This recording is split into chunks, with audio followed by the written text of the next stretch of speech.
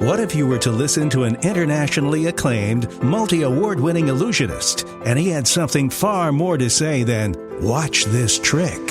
Rick Thomas is that performer, ready to go far beyond his magic and far beyond your imagination as he shares secrets regarding our dreams. Dreams that can become reality. The future belongs to those who believe in the strength of their dreams. Dreams pass into the reality of action. From the action stems the dream again. And this interdependence produces the highest form of living. Join Rick and his co-host, award-winning broadcaster Tammy Trujillo, for Nothing Happens Until You Dream. Indulge your mind and take a journey never to be forgotten. A journey connecting all of our dreams as we chase them together.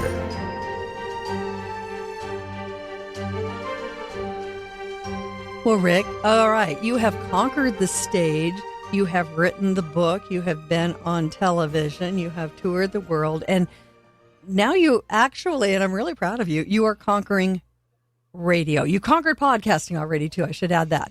But you're conquering radio. Look at you go. This is crazy. It's going into our fourth week. Yeah. And actually, this was a big week. I actually got Tara, my wife, to get on the radio. She said she never would, and it only took me 3 weeks. This is pretty mind-boggling. And you know what? Something that you shared with me, that I shared with her, it's amazing. I've said this over and over again, how fascinating it is when you listen to or hear somebody and it inspires you. Everything you say affects other people in some way or form. And you simply said to me on the radio, "Rick, remember, we don't listen to the radio in groups. We listen one-on-one." And that was probably the most effective thing you could have told me. Is it's true, other than people on the lake.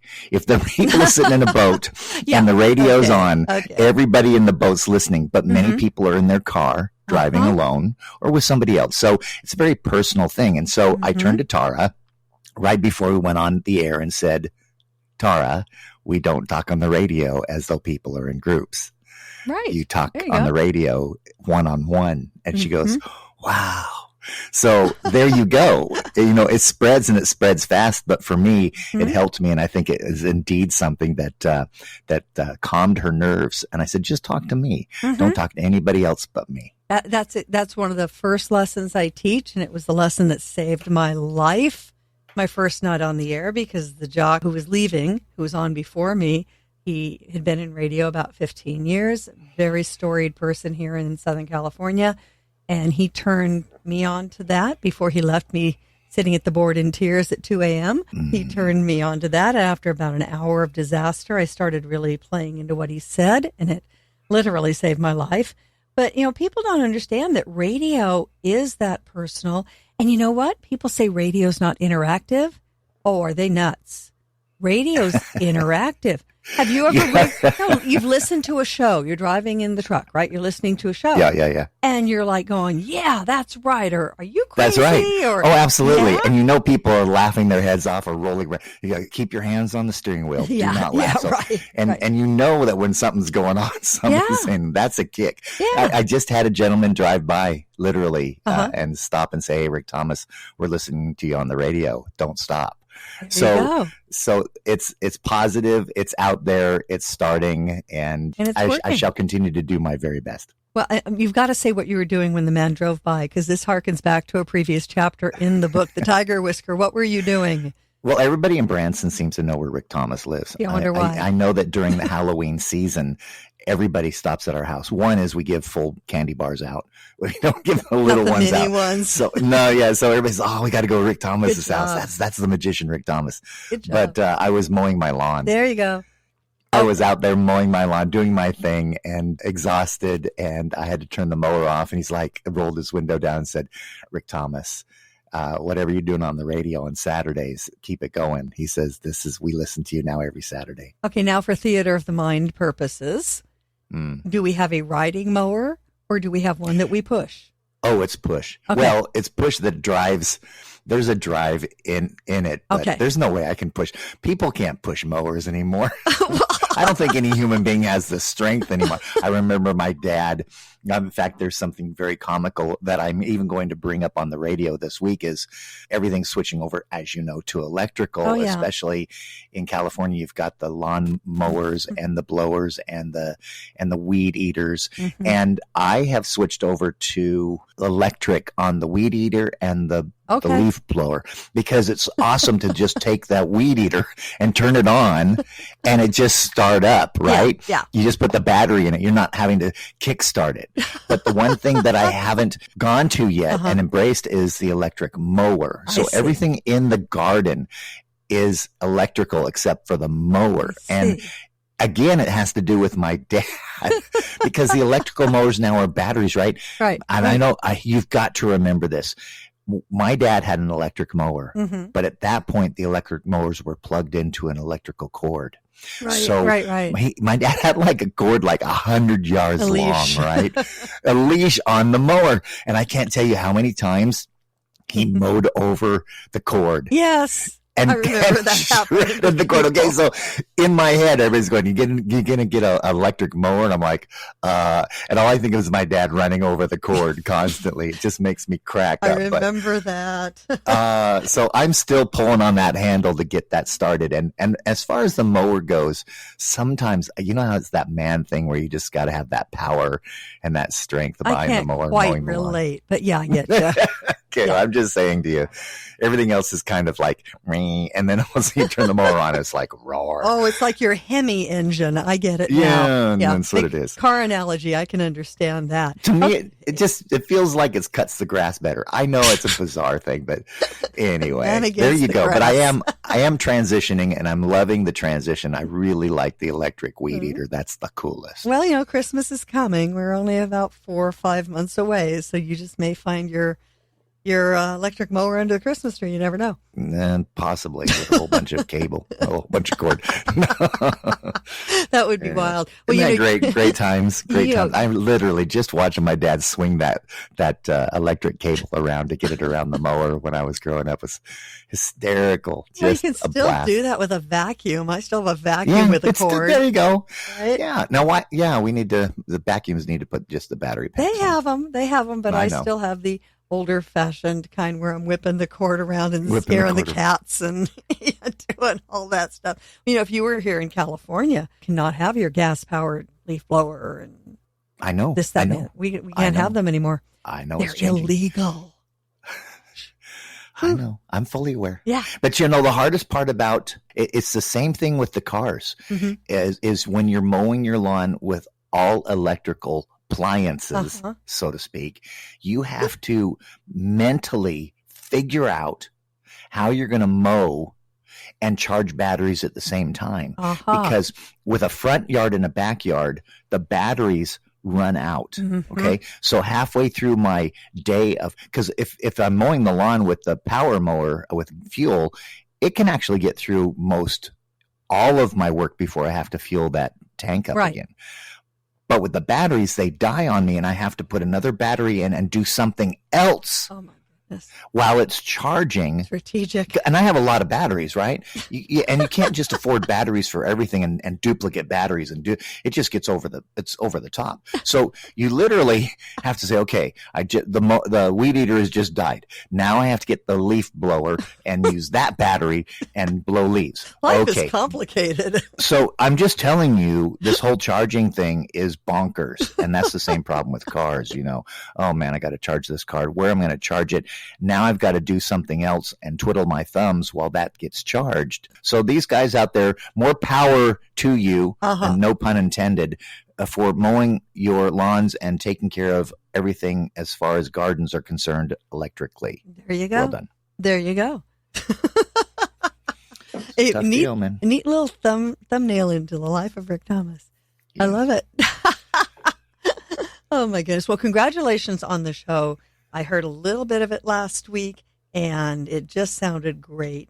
And I predict wonderful things. I predict crystal ball time. I predict a syndicated show where people can listen live all over the country within a year.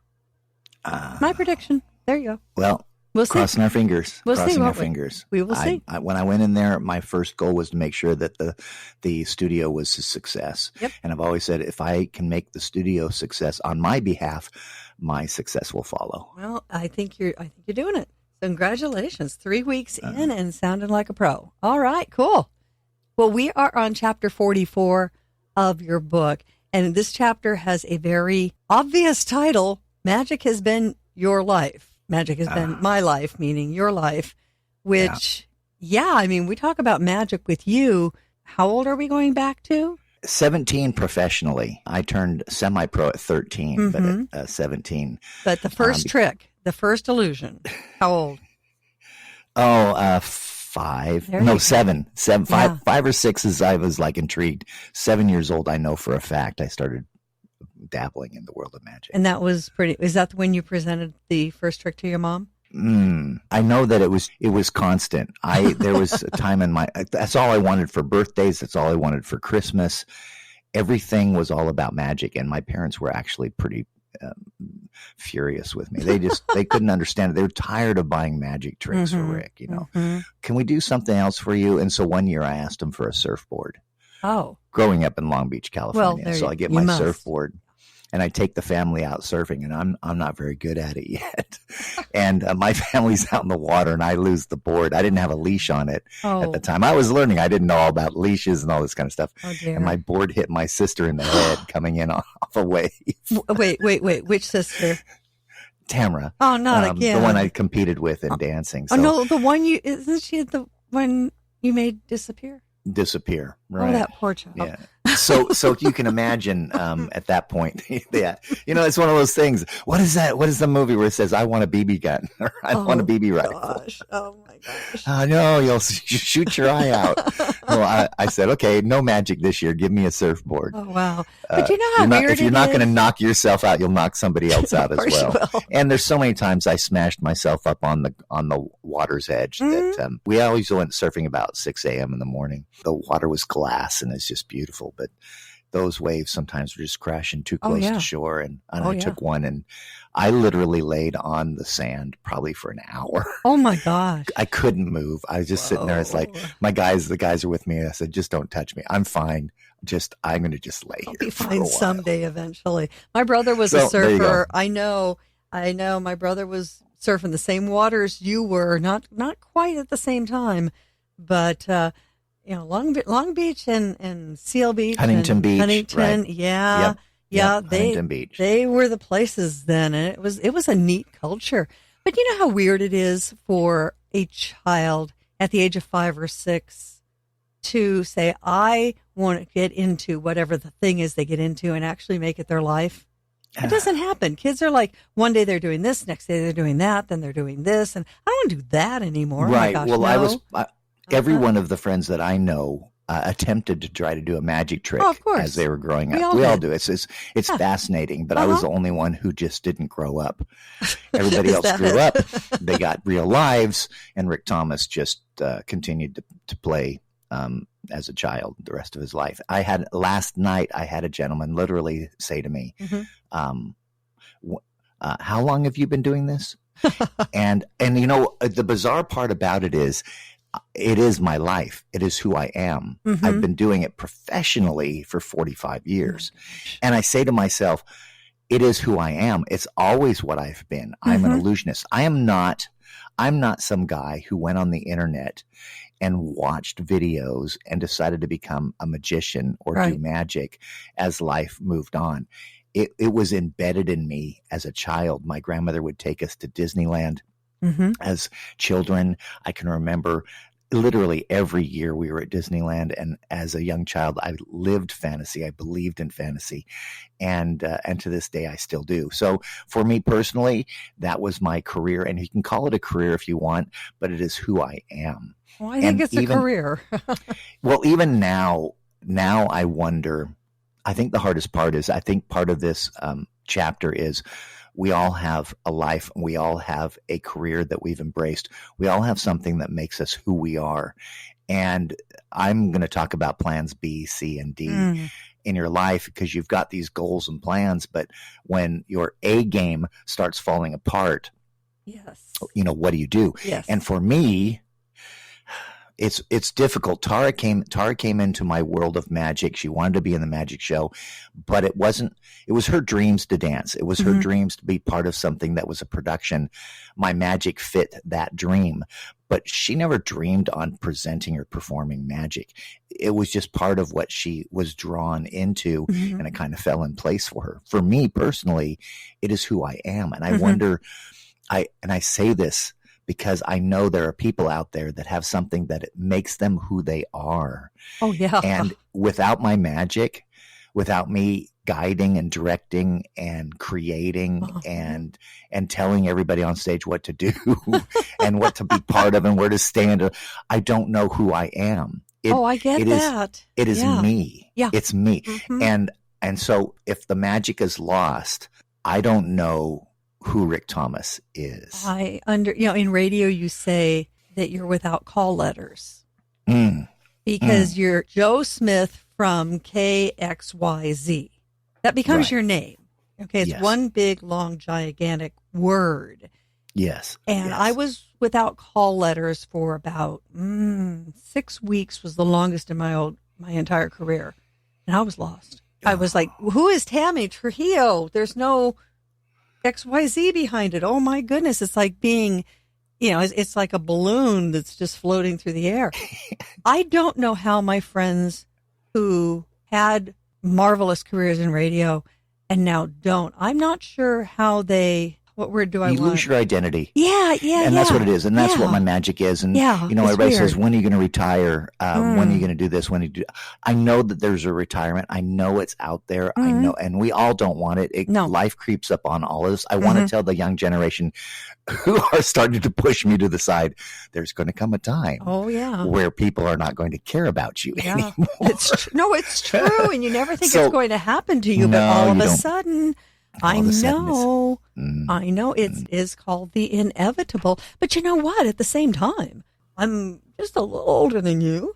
I'm still on the radio. Rick Dees is still on the radio. And I now have call letters. You do? Oh my gosh. Yes. I'm Rick Thomas on KOMC FM. There you are. You now have call letters. So, I think you inadvertently, without really planning and meaning to, you fell into a sort of a plan B. Yes, another plan B. Another. And I have a few of them. I get to list my plan Bs. And I'm only doing this because I want everybody else to think of theirs, because you need one or two or five. 3 or 4. I was at the bank yesterday, and the director of the bank is sitting there. Hey, Rick, how you doing?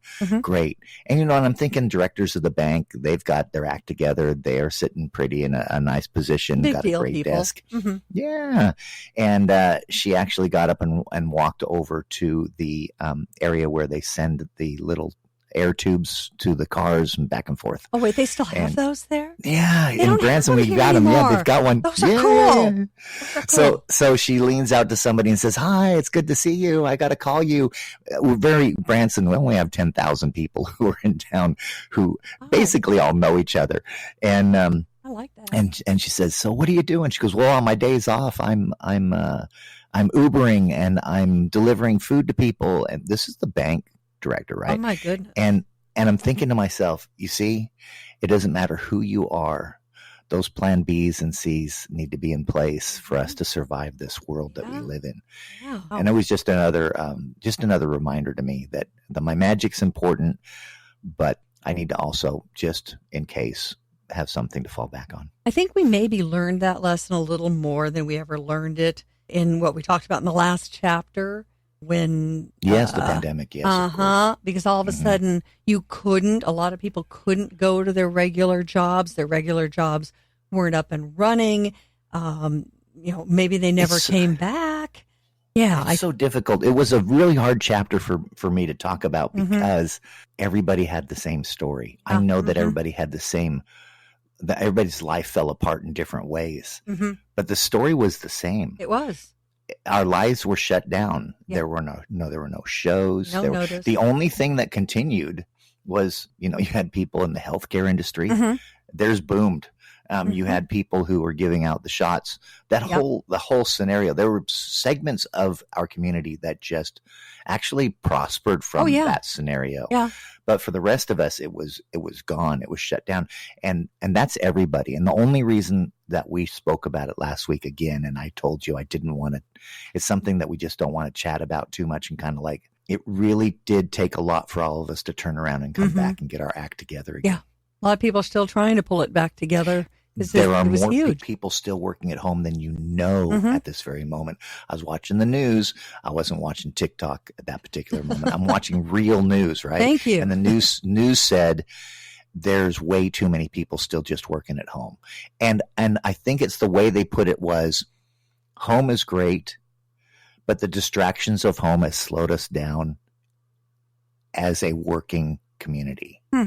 There's so many, and life is important, and life is a joy. And I always say life gets in the way, but it does when you're trying to accomplish tasks, when your family's running around you and you can't get things done at home. That's true. And sometimes the best place to be is in the workforce, in a work environment where you can focus. So they're just saying that for companies to do as they did, that's why the companies are fighting to get people back in the office, just to keep them focused. Well, there's something good too about getting up in the morning, actually putting on clothes. Okay, not your pajamas. Right. Yeah.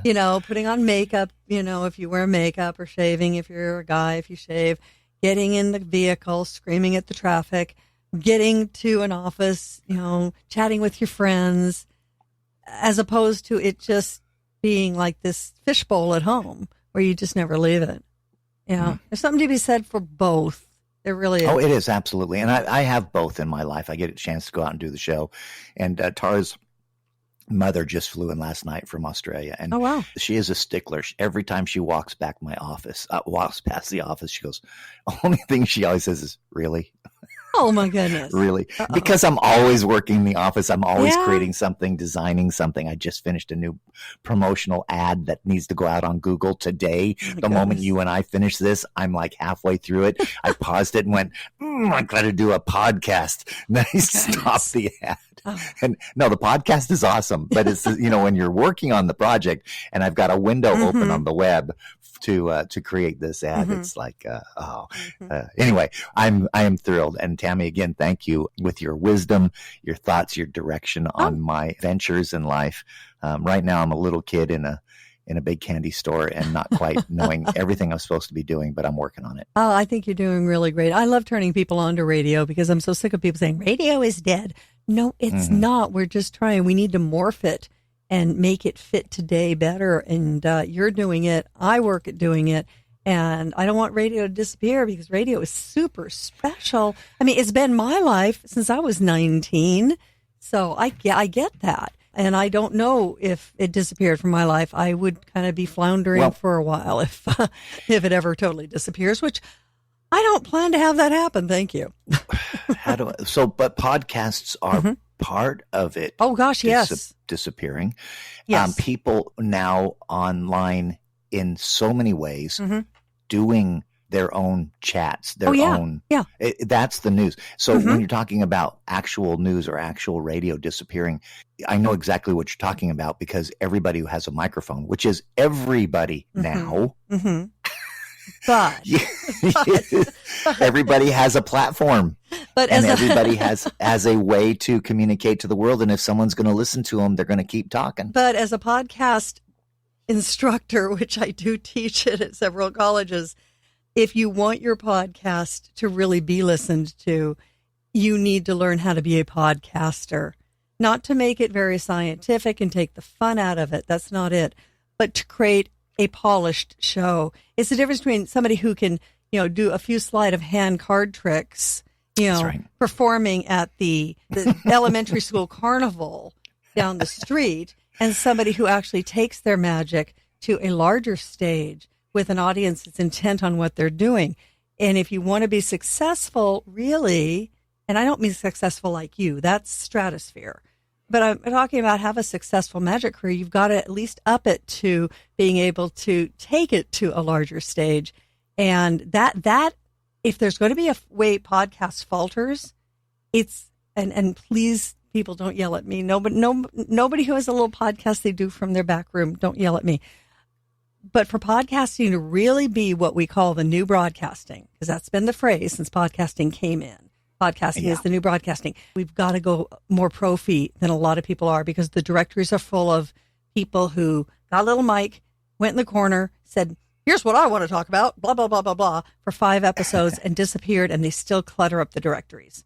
So we want to take it to a little bit of a better pro-fi level in order for it to really be successful as a part of our industry and be successful for the people who want to put their stuff out there. That's why I teach it in college. You did it with this one when I went to the studio over here on my 100.1 in Branson. I told them, I said, I have a podcast. And they're like, oh, well, good. Rick's one of the few radio personalities who's got a podcast. And I said, no, I really have a podcast. Yeah, exactly. And so I gave them the link to the podcast. And they've now linked it to the station as well. And when they hit the link and they hit your link, which caused each individual podcast to come up, I remember our lead, Josh Grisham, our lead, god of radio Morning guy. in Branson. He said, wow. Yeah, wow. He says, that's a podcast. Wow. It's all there. Thank you. And I go, thank you, Tammy. Oh, you're welcome. Thank you. And that's the professional side of it, that even the studio was they're like, that's the best podcast we But have. Here's where they are saying that it is the new broadcast, is when I started in radio, you talked about community affairs, you talked about, it was more localized. It was more one-on-one. Now radio has gotten very corporate. Radio, for the most part, the large stations in the big cities, they've gotten very, very corporate, and they've lost the connection with the people. And that's where the podcasting brings back that connection. And that, to me, I think is the beauty of podcasting, because we're going back to what radio was when it was really good. When I first started, and it was crazy. Right. It was fun. Yeah. We were insane back then. Down and dirty. Yeah. Can I say it that way? Down and dirty. I mean, the first station I really was well involved in, it'd be like we'd get in at 4 a.m. and we'd look at each other and go, nope, we're broadcasting from the roof today. Call the engineer. And by God, in 2 hours, we're broadcasting from the roof on Ball Road heading to Disneyland, KEZY. And Absolutely. People are pulling in the parking lot and honking at us. And we got an audience down there. Oh, my God. And we could do things like that. We can't do that anymore because we're so corporate. But it's all right. Well, we're all good. We all got it out. Yeah. We've now shared with everyone the secrets of broadcast. Well, there you go. 101. But let's talk about this Plan B, because I talk about that with students too. I think Plan Bs are important. They're called survival. So, okay, Plan B with you. Well, my Plan B during COVID was drive a truck. Okay. And I know that sounds strange, but I've pointed it out previously that my joy with my show was when at one point the show couldn't get to the theater because the truck faltered. The driver and everything with it it didn't happen. And I thought if somebody could have gotten in that truck and driven the semi, the show would have continued to be presented. So I went out and got my CDL license, and I now drive my own semi around this country presenting my show. And I guess it's a Plan B. There was literally a point where I said, you know what, I'm just going to go out and I'm going to start driving for whomever wants to it could be Walmart, it doesn't matter. And the point of driving a truck with my Plan B was I fell in love with the industry because I realized that every single thing that we enjoy in our life, doesn't matter what it is, everything, the home you're in, the car you drive, whatever it is, at some given point was driven by a truck. Yeah, it's true. And so you know that the industry is critical to our salvation, so to speak. Everything is, it's just important that the trucking industry be respected and taken care of, or we have no life. Well, exactly. And during the shutdown, you're thinking driving a truck, my God, trucks were zooming all over the country. Yeah. It made sense. And so anyway, at that point, that was my Plan B, and it still is. I can get out there and drive a truck if I needs be to support my family. I still think it's crazy that you can drive one of those big monstrous trucks. It scares the crap out of me, but it's Pretty cool. It's like driving a football field. No I kidding. put my son Brandon in it, and I said the first coolest thing you do when you're in a semi, if you've ever had the chance to actually sit in one, I think that was part of the reason why I wanted to get into it as well. I'd never sat in a semi truck before. I just I need to check it out on the inside. What's it like? What are these sleeper cabs like? What's it all about? And when you sit there in the front seats and you look out the rear view mirror and you look down the side of the truck, it literally looks like a football field. Oh, I guess. It goes on forever. And you just say, oh my goodness, and when you're driving, there comes a point where you don't even think that the trailer's behind you. You're just driving and there's this comfort, but you do look out that mirror and just kind of, wow. Kudos to truck drivers, all of you, because I don't know how y'all maneuver those big behemoths. But I love seeing them because you see them at night. They've got them all lit up and decorated, and I think they're cool. I really do. Yeah. And my other plan B is I love graphics and video production. If I was not in the world of magic, you would find me in post-production for Hollywood movies. You've got that down. I'd be mixing and creating both sound and video. It's just my thing. I was on a cruise ship years and years ago when they first had what was called the video toaster that came out. And it was one of the first machines that allowed people to actually edit beyond studios. Now, studios, they were editing on 1-inch tape at that time, reel to reel, still splicing tape. Oh, yeah. And then they went to beta tape. And I watched the industry. In fact, I put together and helped wire a company called Blue Water Post Production in LA. And when I was young, I was the one who ran through all the side walls and put up all the cables and spliced all the coaxials. And my fingers were bleeding, and it went on and on. But I learned from the ground up how to what the industry was all about. And then later they put me on a camera, and I started doing commercial work, and it was a blast. Huh. So there you go. There's the story there. And you don't realize it, but I'm only saying this because I truly want other people, as you're listening to the podcast, to just think about your talents that you have. What makes you tick? What makes your life enjoyable? And literally for me, my joy was video editing or now driving a truck. I just had Tara, my wife, on the radio. She did and it. She talked about her, I guess you'd call it her plan B. And I asked her about the show and if she was truly happy still dancing in the show and choreographing and pretty much being the star of the show. And she said she loves to make cakes. Oh. And I'm not just talking cakes. I'm talking professional.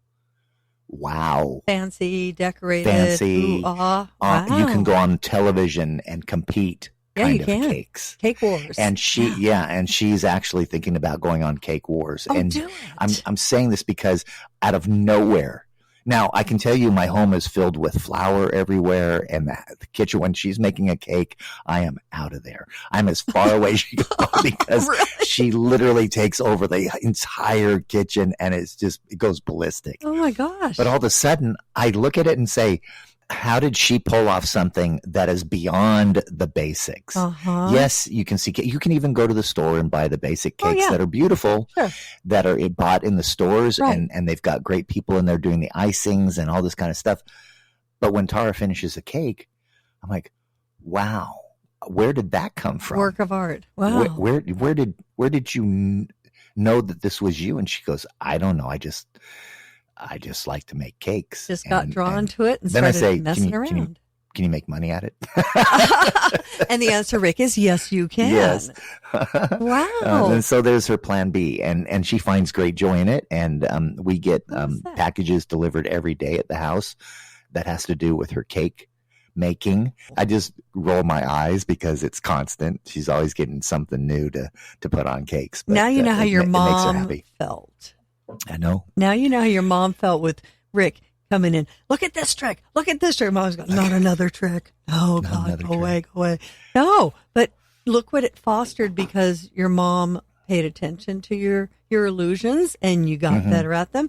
And you pay attention to her beautiful cakes and she's getting even more skilled at it as she goes. She's going to go do Cake Wars. I want her to do it. That'd be awesome. So now we turn the tables on you. I know this is a hard question, and I never have asked you questions. You're always asking me questions, Tammy, and that's why it's appreciated. I mean, you've just kind of fed me questions, and I do as I can. But you're a podcast. I mean, you're a broadcaster, and I've said this just even with myself. I don't know what I would be without my magic. My magic is Rick Thomas. That's who I am. So what drives you? What do you love beyond broadcasting? It's going to be a toss up because there are two things. One is working with animals, and I am a certified animal behaviorist. And if I were not a broadcaster, one thing that I have contemplated, and I'm actually taking some classes in the fall, vet tech classes. Not that I'm going to be a vet tech, but working with people to help them have a better relationship with their animals. People who are having problems with their animals. Their cats are doing things they should not do, or their dog is fearful walking down the street. Like a cat whisperer?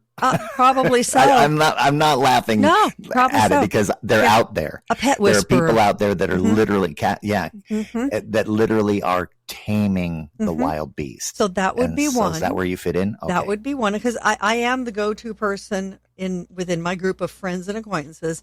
Anybody has a problem with their cat or their dog or their fish or their bird, they go, Tammy, my cat's doing this. What should I try?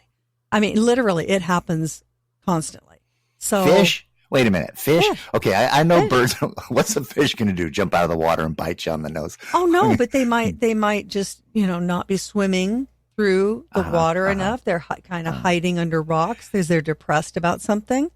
And you go in there and say, it's the tank, it's the water, it's this, it's that. Right, or they don't have enough hiding places, or, fish like you to rearrange their tanks so they have new adventures in their confined little space. Do you see? I try to be jovial about it. And it's like, no. So that would that's plan B. This is serious. That's plan B. And I guess plan C, should be a C, is working with antique dolls. Oh, that's right. Since I was 12. You and your massive doll collection. Since I was 12 years old, I've been very much hooked on dolls of the 30s and 40s. They're called composition dolls. I'm very hooked on them. I have become a quasi-expert on a certain very important group of them that are very rare. I've worked with some of the big auction houses, doing appraisals and hosting at auctions. Part of my plan, I'm actually going to launch a little tiny part of it. I'm going to start a virtual doll club just based on those dolls. And that's in the plan for the next couple of months. Bravo. Those are my passions. You get me talking about animals. You get me talking about dolls. Can't stop me. You know what? People who are listening to this is what this is about. You need to really think about your life and just kind of, and I really say it's not going out and just getting yourself another job. Right now, if you do have a job that's taking care of your family and you are trying to follow your dreams, that's what you should be doing. Oh, indeed. But also with those plans B's and C's, it gives you a chance to try and do something that you love. That's not going to affect or destroy relationships. It's not going to burn the family budget, so to speak. And you get to go out there and just embrace and expand on your talents and see where they take you. Getting another job is not going to bring you joy. No. Following your dreams and doing something that you enjoy and making it a plan B or C is huge. It's massive. That's what you need to be doing. Your passions. Right. You have to dig. And, I talk to students about this all the time. What is it, the thing above things that you want to do? Today, if you could do any old thing you want, forget about making money, forget about grades, forget about everything. What would be the thing that you would do? And now, okay, once you identify it, now, how can you make money doing that? And if you can solve that equation, now you got something. Right. Well, it's even with me, you want to know that answer. Now, again, people, they're like, what? Okay. Me, honestly, it would be part of the video game industry. I play video games. You're a gamer. I'm a gamer. You are. I'm a gamer. And video games actually make more money Oh. than movies, the movie industry. And often video games still take about 1,000 people Uh-huh. to work hard to put a video game out today. Oh, yeah. And they make millions Oh, my and gosh. billions Yes. of dollars. Yes. And I'm thinking to myself, if I went to a company, I think I have enough talent to be one of those 1,000 people Mm-hmm. and do something within that industry. I have a friend who has has an adult son now. And this is not a young man who grew up college bound. That was just not his thing. He was a gamer. And he gamed with his dad since he was just a little tiny dude. And when he got out of high school, he had skills. And he started hitting up some of the gaming companies, and he landed with one. See? They let him in the door because he had skills. He came in the door at a lower rung, but he worked his way up to, and you'll understand this way more than I do. He does the maps. Mm-hmm. Okay, you understand that? Okay, Yes. I don't. I guess it's how the game is laid out somehow. Right. But Right. he's I think he's now like 29. Oh my, we don't want to talk about his salary. He's okay. He's all right. He's doing better than me. Doing better than me. Doing better than both. Yeah, but I mean, he took the passion, and Yeah. he said, "I can make money with this. I got skills." He went knocking on the doors. I don't think he Right. knocked on that many because I think they recognized right off the bat that this was a budding superstar. If you just give him a desk and give him a controller and let him go, and he rose to, I guess doing maps is like a pretty big deal. He did the equation. What do I love? How can I turn it into money? Now let me go do it. Right. That's how you And have a enjoy good the- life. And enjoy the ride. Right. Yes. And he Another is. thing that we talk about in this chapter is when you do follow your dreams and you focus on those dreams in the process, you have to watch how your life progresses and to not watch things crumble around you. Yeah. Sometimes when you follow your dreams, you forget about Mm-hmm. you forget about family, Mhm. you forget about friends, Mm-hmm. and it all becomes about you. So dreaming is also all about who you care about and not burning bridges. And I know it's tough in this world because we all do in some way. We do. Mm-hmm. We've always said, be careful as you rise because you're going to meet the same people on the way down when you fall. Is that true or what? Oh, write Yeah. that down somewhere. Everybody in the world, write that down somewhere. Let's blaze it in on rocks along the freeway or something. Yeah. Because I think that's even with myself and my career. I am so thrilled. Right now, we just added a brand new illusion in the show.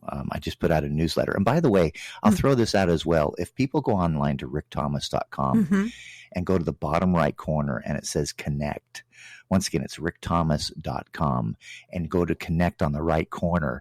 It allows you to receive my newsletter, and I spend a lot of time putting it together. And in the newsletter, I share with you my life. I share with you my stories and the magic that I present in the show as well. And I just added this new effect or modified effect. I've been vanishing a motorcycle for some time in my career, and I drove along the Branson strip, if that's what you want to call it, and I videotaped the drive along the strip, and I recreated the illusion where I'm actually riding the motorcycle down Branson's 76 highway. Oh, cool. And so you're watching the video, and the motorcycle appears that it's driving down the road, and then I drive down into my warehouse, which is underground, and then they kind of chain up me and my bike and send me up into the air, and you see me actually being lifted from the warehouse through some brick masonry up in front of the theater, and then I vanish. And again, it's just something that's new and massive that I put in the show. And now my show, I mean, logistically, it's a big show, and it really goes beyond what you expect in a magic show, especially out here in Branson. So, those are fun things to do as well. That sounds so cool. That sounds so, and just because this is a question I always get asked, we've asked it about the helicopter, and yes, the helicopter is a real helicopter. This is a real motorcycle. Yes, I actually vanish and appear in the audience, and I drive through the audience on the motorcycle. So you and then prove it. I park the motorcycle right in front of the audience. That finishes the first half of the show. And I take the bike, turn it off, lock it, And then I say, when I return, I promise to blow you away. And as I walk off, people come in droves down to the bike just to check it out. Check it out, yeah. And I think it's a blast. I look through the curtain and go, that's so cool, you know. That is one of the biggest questions I get when we talk about your show for people who've seen the show and seen the helicopter. That's not a real helicopter. That's like some like one-dimensional thing. They probably folded up into a box or something backstage. No, that's why when it does appear and you see it, I actually literally rotate the entire helicopter around in a full circle so you can see that it's a full helicopter. But you're an illusionist. You could do that. But no, I'm here to tell you, it is a real helicopter. And now it's a real bike. I love that you drive it through the audience so nobody can doubt it for a moment. That it's a real motorcycle. That is so cool. Yeah, I'm still a total fan of what you do and beyond fascinated by how you do it. I know you'll never tell me, and I'll probably never, ever figure it out, but it blows my mind. It really does. I applaud you every time. I have to admit that often it's a much more amazing show backstage. When you're like, wow. I mean, just even that one alone, when we were rehearsing, I have a cast of the dancers. Tara created a new dance number for the motorcycle. And cool. When I vanish, she and the girls, the ladies, the stunning dancers, they're beautiful ladies, rock the stage. They absolutely, and I'm so proud of them because when I look at this effect and I look at everybody bringing their talent to the effect, you're talking about a podcast being right. You're talking about a podcast being professional.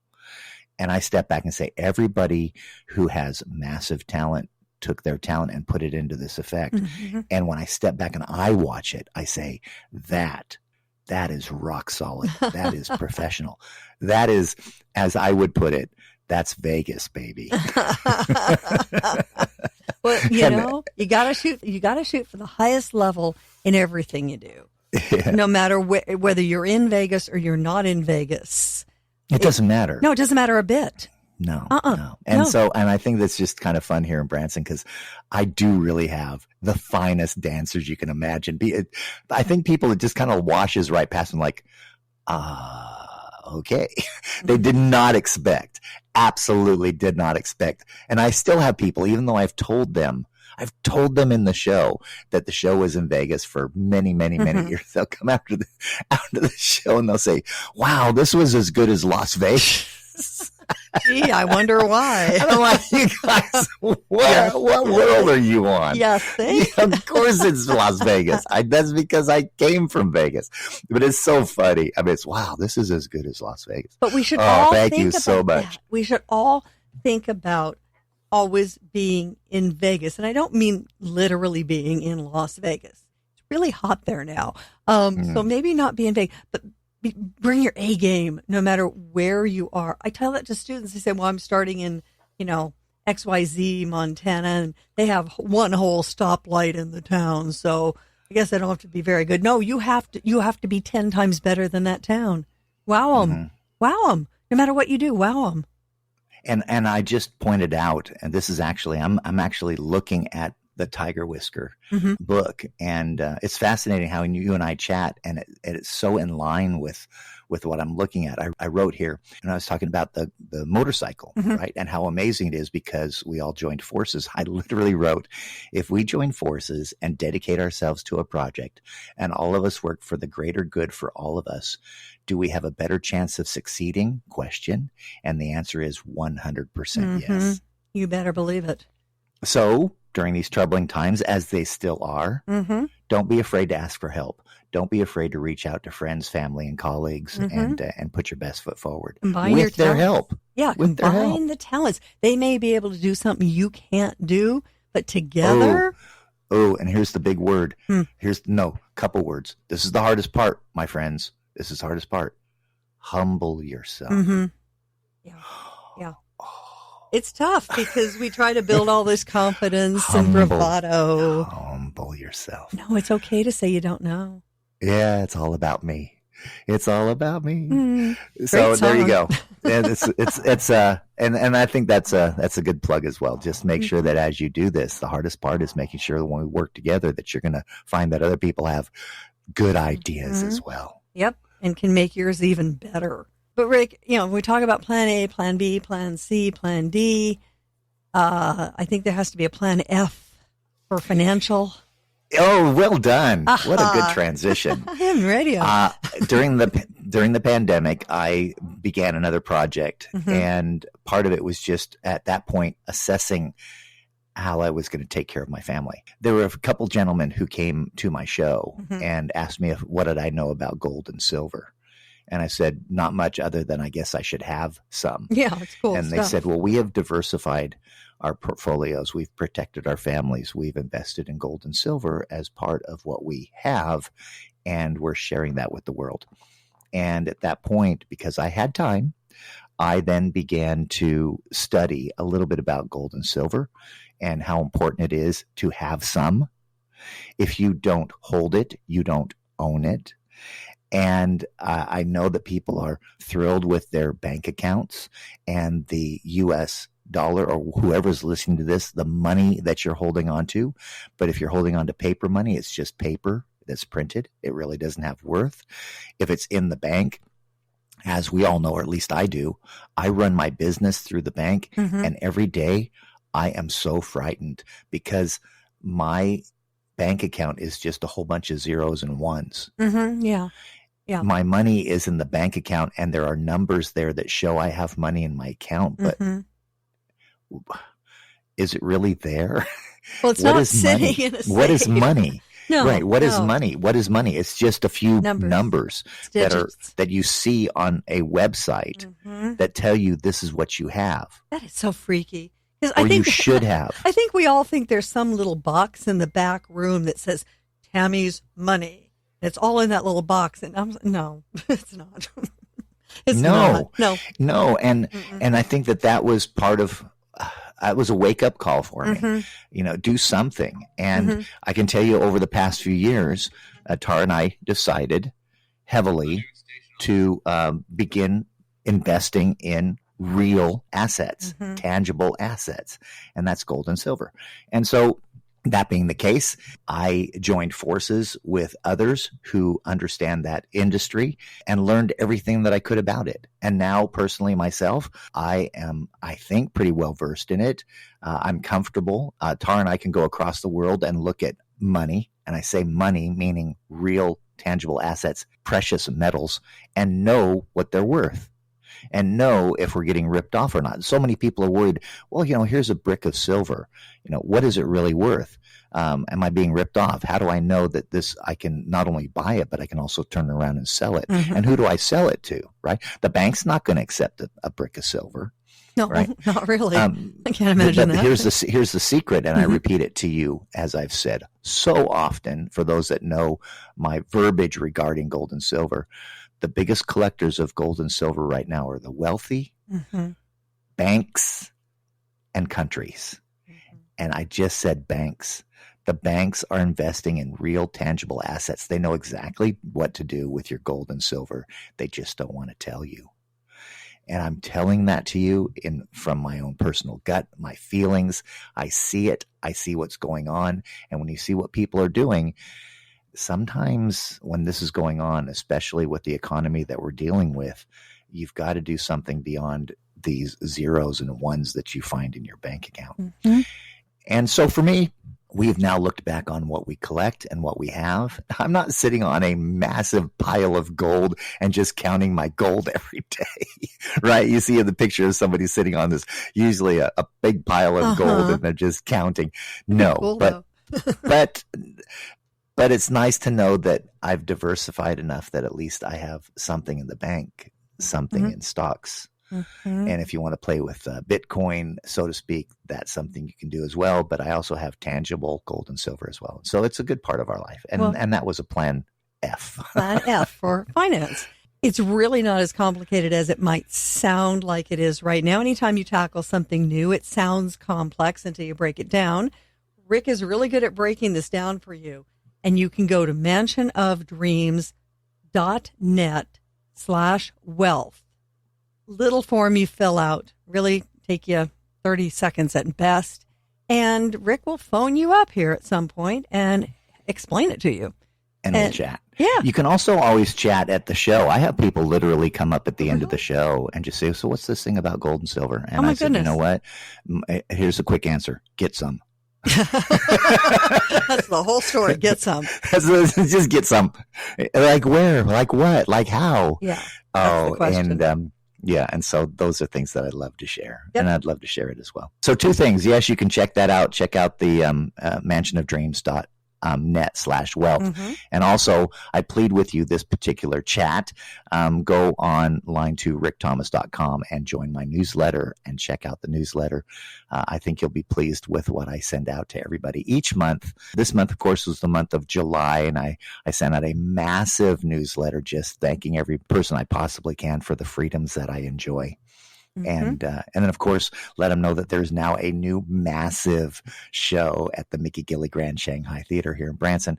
Walk into the box office and be prepared to be amazed. And see the motorcycle. Yeah. Yeah, it's real. If you're not coming for me, just come for the bike. Yeah, that's why I leave it out there, because this is an area where we have a lot of biking groups come in. And the hills throughout Branson are stunning, and I know that the motorcycle is a big deal to so many people out here. They love their bikes, and it's fun to have my bike to show off my bike as well. Thanks for joining us this week on Nothing Happens Until You Dream, starring Rick Thomas and featuring Tammy Trujillo, and is based on Rick Thomas's best-selling book, The Tiger Whisker, available on rickthomas.com. We hope you enjoyed this episode. We'd love for you to subscribe and leave us a review wherever you get your podcasts. And check us out on Patreon for exclusive members-only content. Stay up to date with Rick and Tammy at nothinghappensUntilYouDream.com. Remember, you must follow your dreams, not only for yourself, but for the rest of our future. We'll see you on the next episode.